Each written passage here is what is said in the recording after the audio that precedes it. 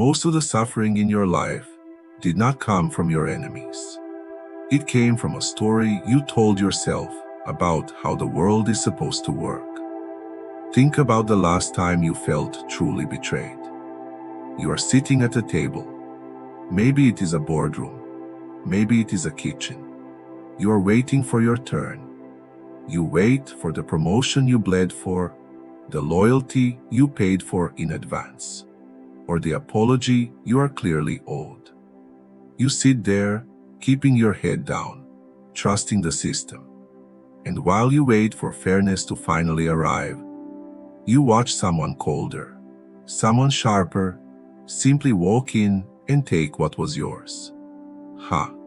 You told yourself they were evil. You told yourself they were toxic. The truth is that they were playing the actual game while you were playing the one you wished existed.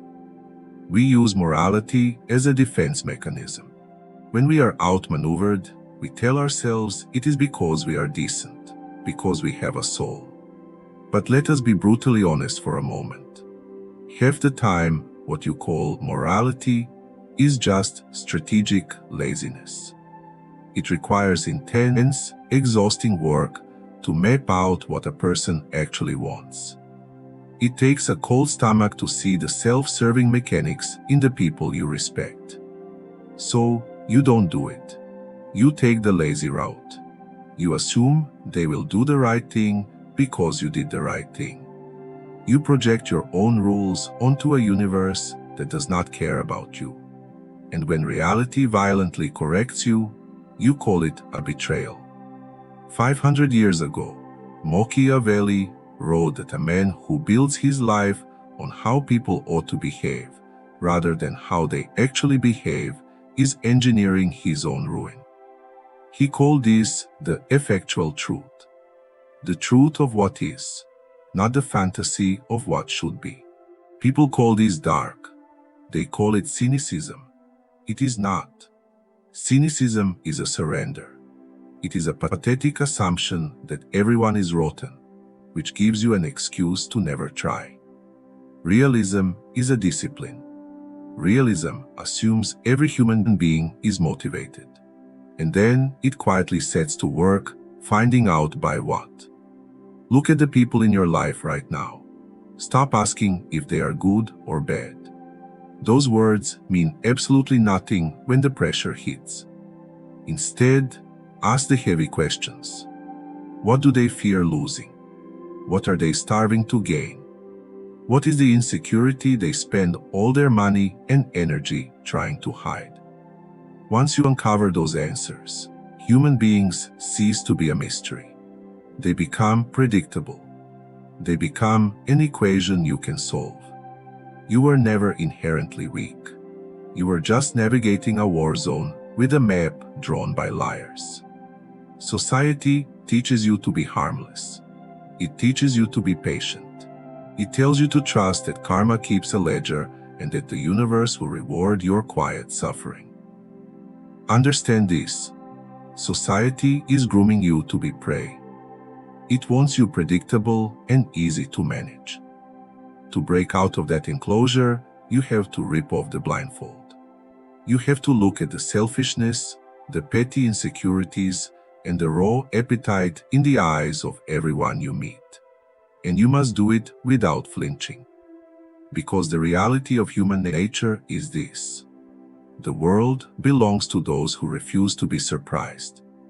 The man who sees clearly does not need to be the smartest man in the room. He does not need to be the strongest. He simply needs to be the one who already calculated the betrayal before the other guy even thought of it. But seeing the board clearly is only the first step. If you want to stop being surprised, you must first learn how to stop being seen. Look around at the modern disease of transparency. Everywhere you look, people are broadcasting their next move. The guy at the gym narrating his transformation before he loses a single pound. The entrepreneur pitching a vision for a company she has not even registered. The friend loudly declaring how they are finally cutting toxic people out of their life. They think they are building accountability. They think they are manifesting their future. What they are actually doing is bleeding leverage. Every word that leaves your mouth is a piece of data the world can put a price on. When you speak your ambitions aloud, you're handing out a free map of your vulnerabilities. You tell the envious exactly where to set their traps. You tell the competitor precisely where you are weak. And worse, you invite the well-meaning friend to plant a seed of doubt. Doubt planted by someone who loves you is the most lethal kind, because you never put up your guard to stop it. Power thrives in a vacuum. A plan that exists only in your mind is absolute. The moment it exists in someone else's mouth, it becomes negotiable. It gets subjected to their fears, their limitations, and their hidden jealousies. But there is a second, darker cost to narrating your life in advance. When you announce a massive goal, your brain gets confused. It floods your nervous system with the exact same chemical reward it would give you for actually finishing the work. You get the applause. You feel the dopamine. You taste the identity of the person you want to become. And because you tasted the reward early, the hunger dies. The desperate animal drive required to survive the lonely hours of actual labor simply evaporates. You fed your ego and you starved your engine. The people who actually move the world do not announce themselves. They understand that silence is the only unpriceable asset. When you withhold your plans, your opinions, and your immediate reactions, the market cannot evaluate you. And what the world cannot evaluate, it cannot exploit. Think about how this works in a room. When you sit in a negotiation or even a casual conversation that suddenly turns tense, silence is a heavy, suffocating weapon. Most people cannot tolerate a void.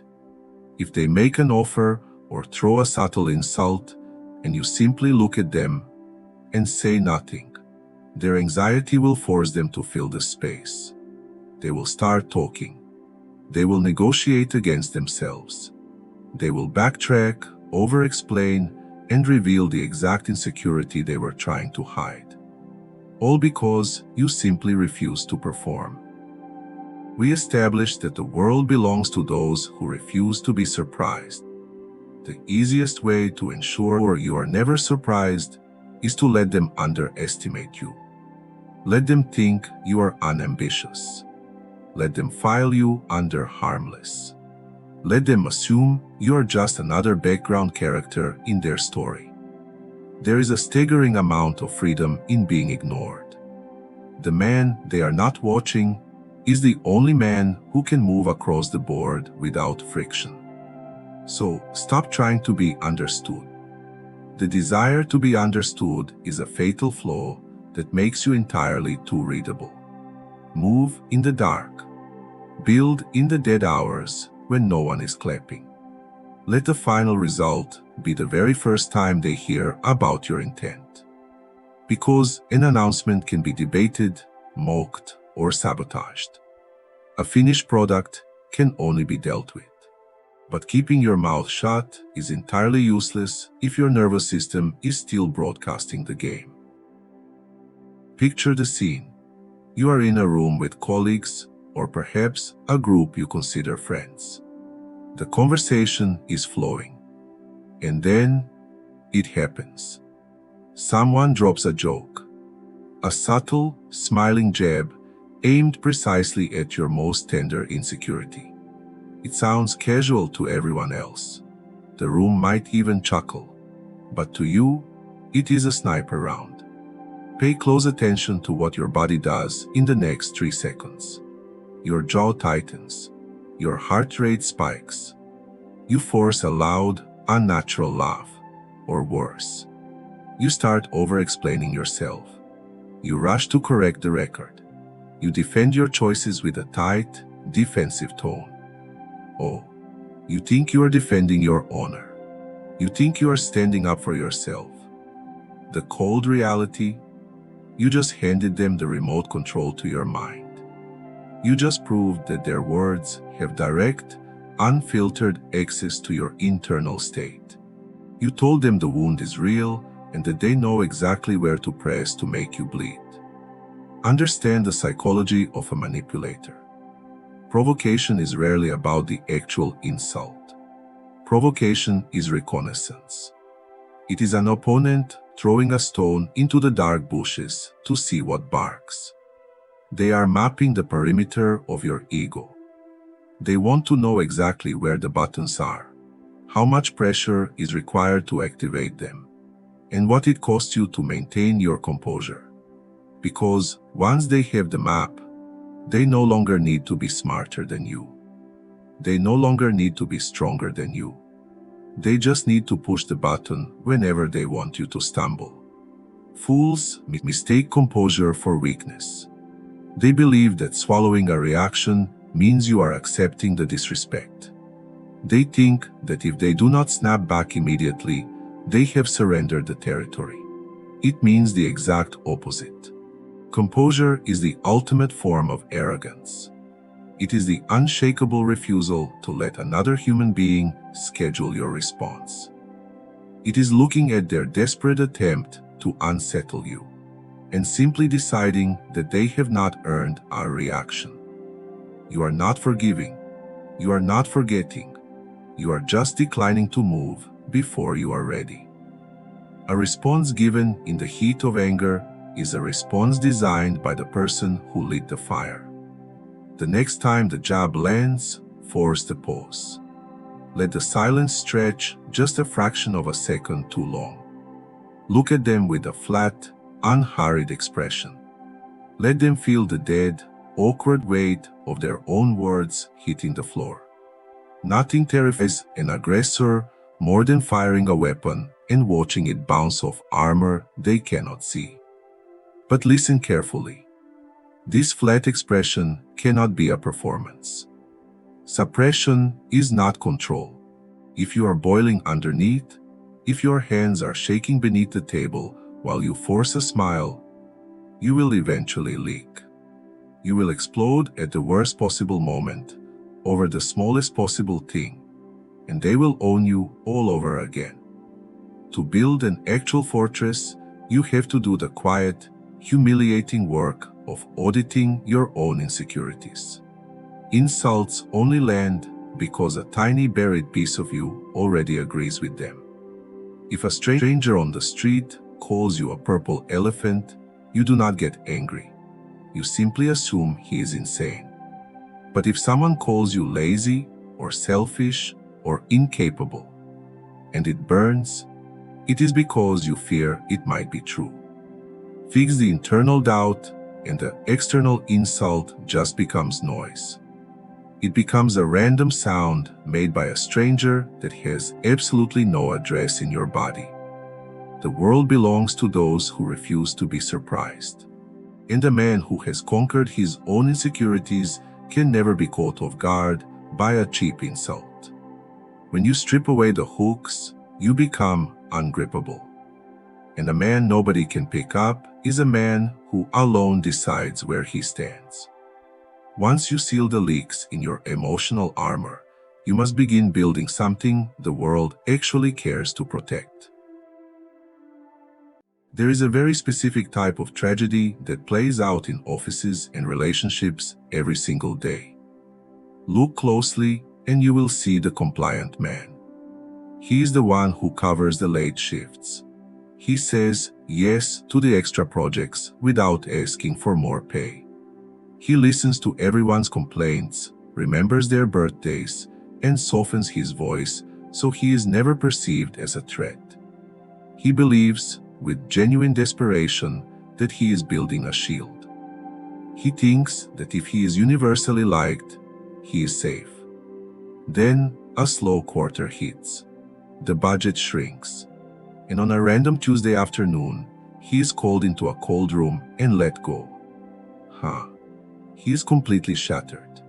He walks out with his cardboard box, while the people who called him their work family offer sad, useless smiles. He goes home and tells himself he was betrayed by a ruthless system. He was not betrayed. He was just a victim of bad men. This is the brutal, unspoken law of human loyalty. Affection is a mood, and moods evaporate the absolute second pressure is applied. You cannot secure your position with smiles. When the ship starts taking on water, nobody cares who was the most pleasant person on the deck. They only care who knows how to operate the pumps. The world does not protect the people it likes. It protects the people it cannot afford to lose. If you want real loyalty, you have to stop trying to be loved.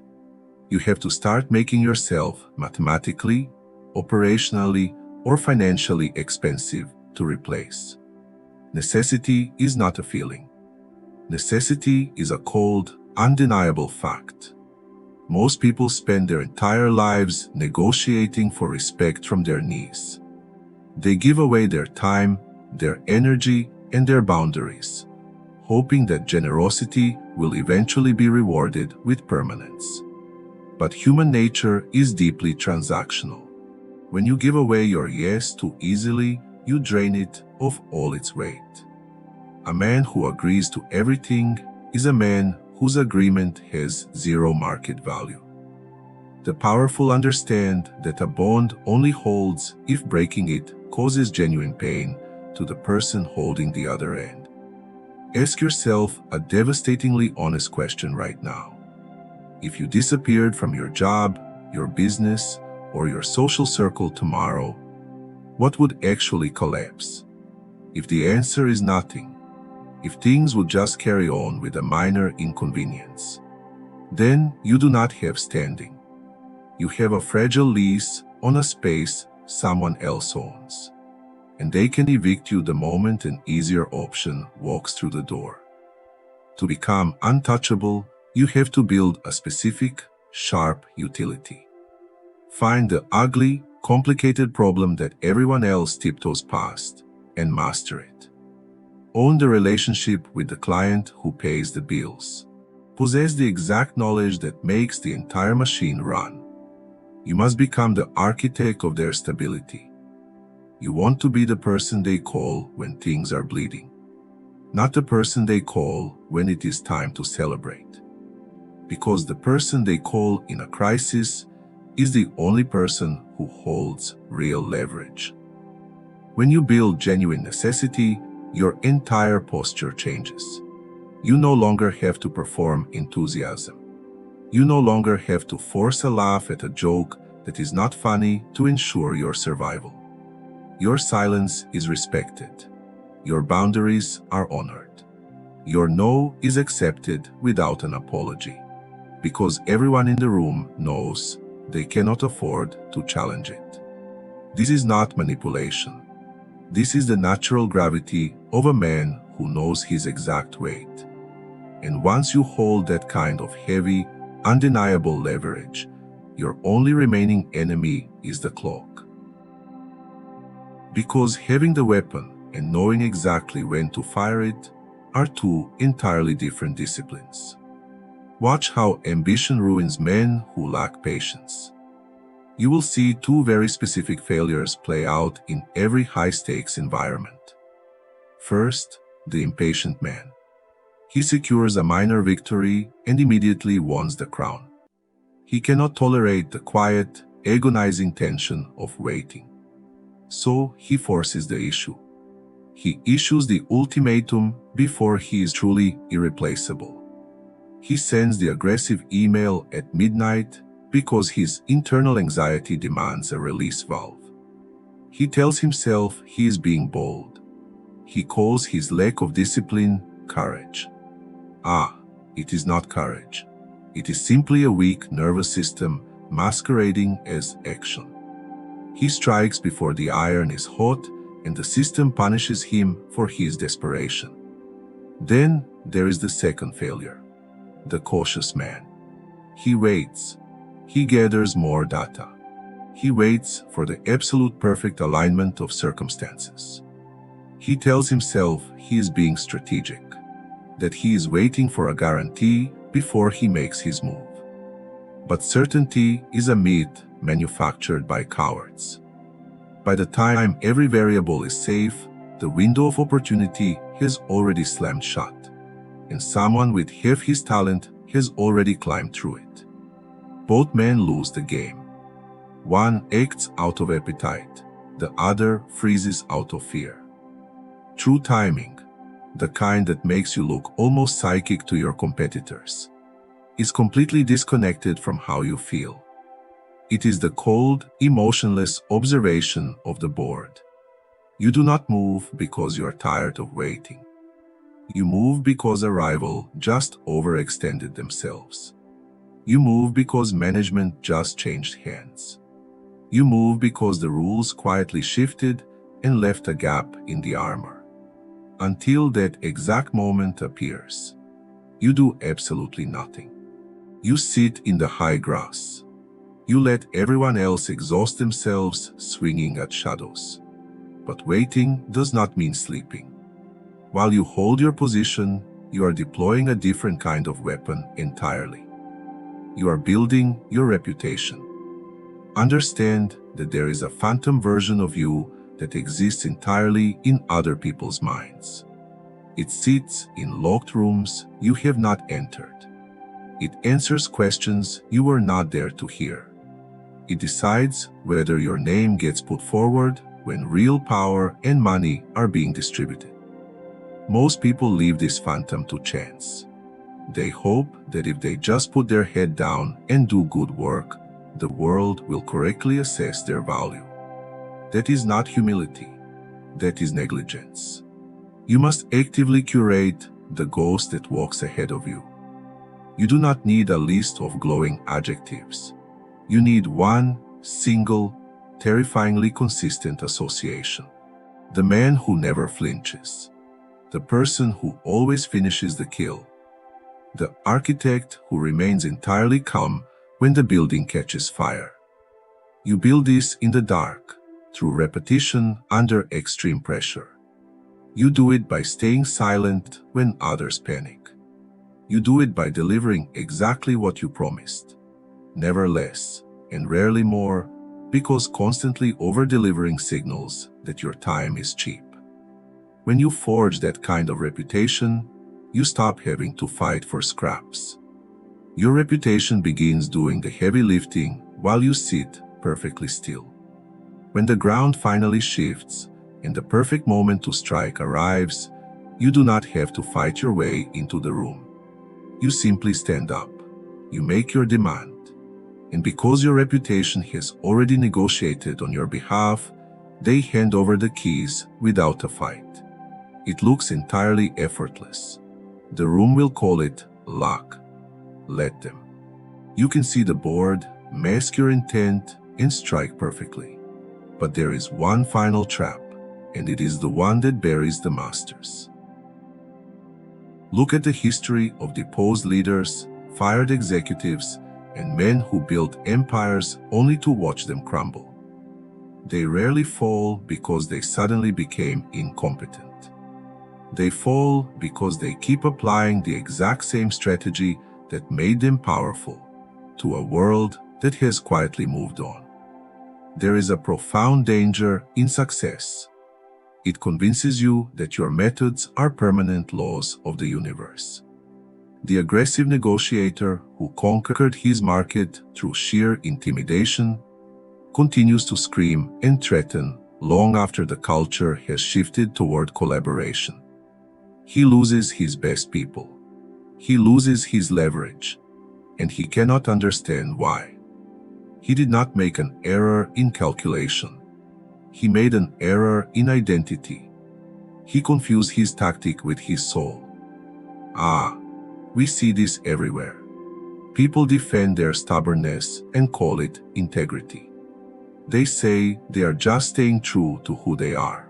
Rigidity is not integrity. Rigidity is a cowardly refusal to mourn the death of the strategy that built you. To remain untouchable, You must develop the chilling capacity to assassinate old versions of yourself. When a behavior stops yielding returns, you do not double down. You do not demand that the board respect your history. You quietly take that part of your ego into the backyard and you put it in the ground. You must become a fluid architect. Your core principles remain immovable, but your methods update the absolute second the environment shifts. You are patient when the board requires stillness. You are suddenly ruthless when the window opens. You are formless. And because you are formless, your enemies can never quite get their hands around your throat. But this brings us to the final, heaviest truth of this entire architecture. You can master the silence.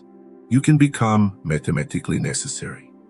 You can time your strikes with devastating precision and adapt to every change in the wind. But power without a higher purpose is just a louder way to be entirely lost. Machiavelli is remembered by fools as a tutor for tyrants.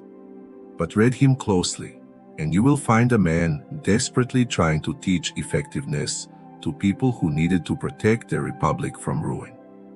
He did not teach power for the sake of vanity.